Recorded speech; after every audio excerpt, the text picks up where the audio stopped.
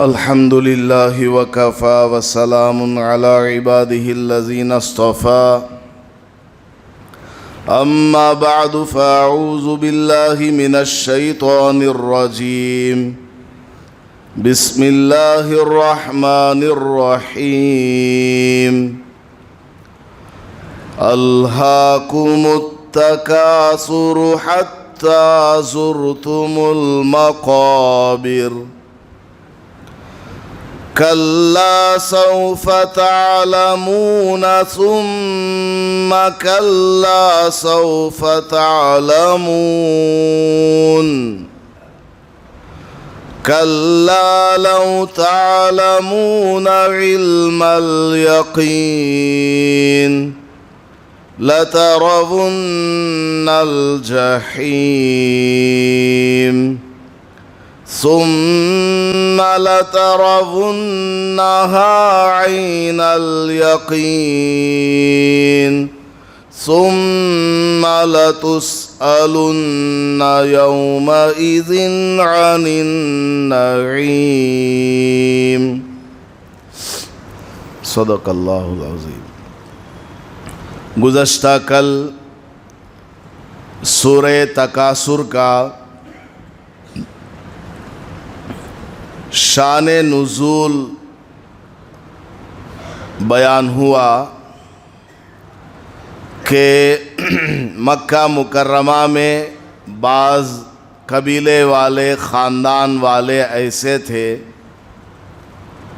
جو آپس میں مال و دولت میں عیش و عشرت آرام و راحت کے سامان میں حتیٰ کہ خاندان کے افراد کی تعداد میں ایک دوسرے کا مقابلہ کیا کرتے تھے کہ ہم تم سے اتنے بڑے ہیں، ہمارا گھر تم سے اتنا بڑا ہے، ہمارے پاس موجود مال تم سے زیادہ ہے، ہمارے پاس اولاد کی کثرت ہے۔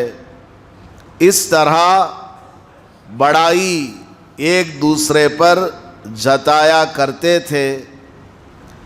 اللہ پاک نے یہ سورہ تکاثر نازل فرما کر انسان کی تمناؤں کی حقیقت بیان فرمائی ہے کہ انسان اس طرح ایک دوسرے پر مالی اعتبار سے، طاقت و قوت کے اعتبار سے فوقیت کو بیان کرتا ہے اور خوش ہوتا ہے، اور انسان کی تمنائیں ختم نہیں ہوتی یہاں تک کہ وہ قبر میں چلا جاتا ہے۔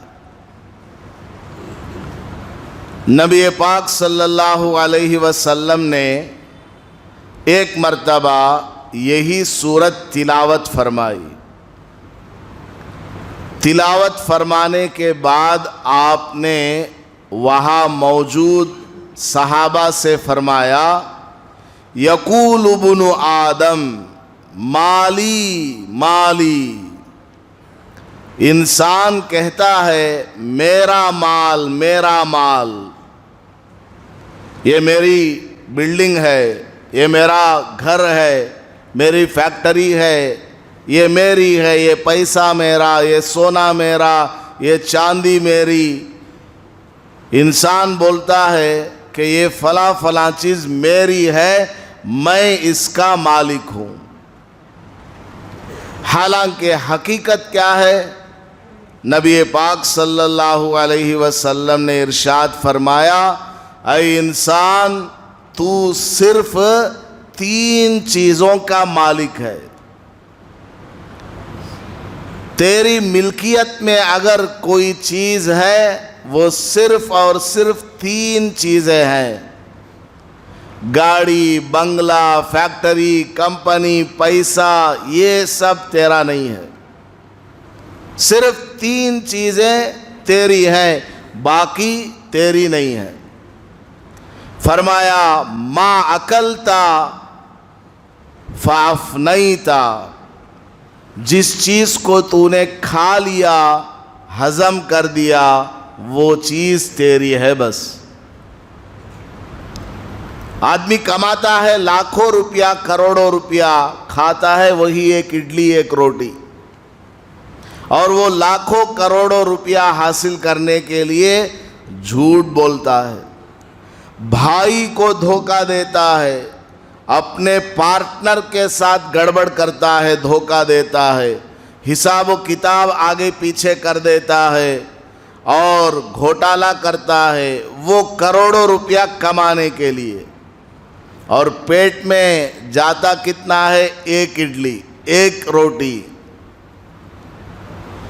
دنیا میں ایسے لوگ بھی ہیں جن کے پیٹ میں ایک لقمہ نہیں جا سکتا، اسپتالوں کے اندر ایڈمٹ ہیں، بینک میں کروڑوں کا بیلنس ہے، ڈاکٹر سے وہ بولتا ہے ایک اڈلی مجھے کھانے جیسا کر دو، میرا بینک بیلنس تمہارا۔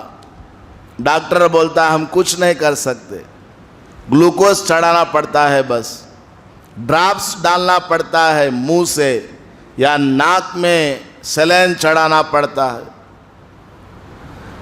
نبی پاک صلی اللہ علیہ وسلم نے فرمایا انسان کہتا ہے میرا مال میرا مال، میری دولت، نہیں، تیرا کچھ بھی نہیں ہے۔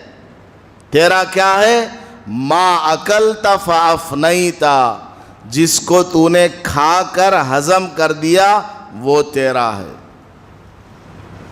وما او ما لبست فابلیتا، جس کپڑے کو تو نے پہن کر کے پرانا کر دیا وہ کپڑا تیرا ہے۔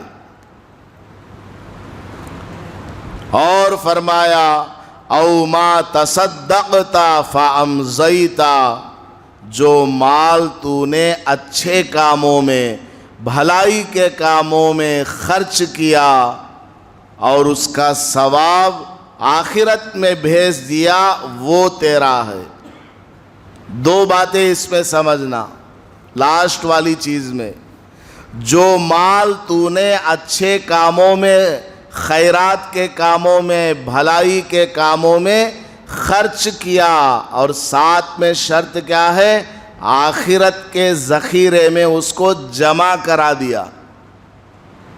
بہت سے لوگ مال خرچ کرتے ہیں لیکن وہ خرچ ہو جاتا ہے، ثواب نہیں ملتا، لوگوں میں دکھاوے کے لیے خرچ کرتے ہیں، لوگوں میں نام حاصل کرنے کے لیے صدقہ خیرات کرتے ہیں، میرا نام آنا کر کے مسجد میں چندہ دیتے ہیں، میرا نام آنا کر کے محلے میں غریبوں میں پیسہ وغیرہ راشن وغیرہ تقسیم کرتے ہیں، نام حاصل کرنے کے لیے۔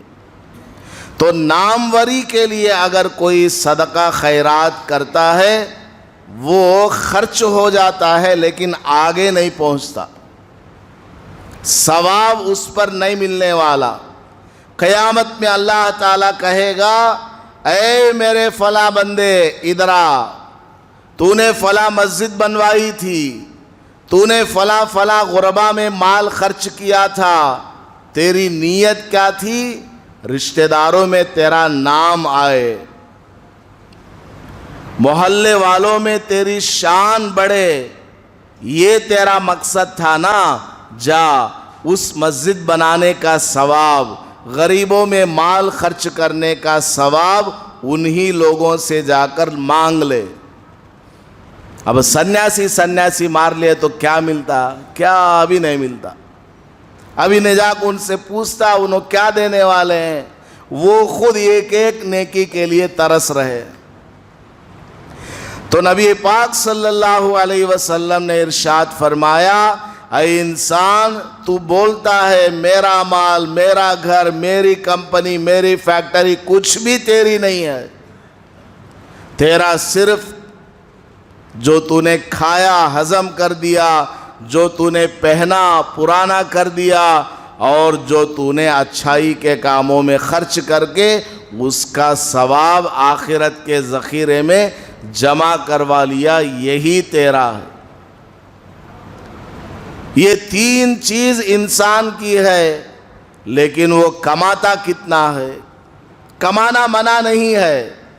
کوئی آدمی یہ نہ سمجھے کہ اب دکانیں بند کر ڈالو، ہوٹلاں بند کرا لو، فیکٹریاں بند کر ڈالو. نہیں نہیں، کماؤ. اللہ تعالیٰ نے آپ کے لیے راستہ کھولا ہوا ہے. لاکھوں روپیہ آپ کماتے ہیں، ہزاروں روپیہ آپ کماتے ہیں، کماؤ، منع نہیں ہے. لیکن حلال طریقے سے کمانا، حرام طریقے سے بچنا، اور کما کر صحیح جگہ اس کو استعمال بھی کرنا. قیامت میں انسان سے 5 سوال پوچھے جائیں گے.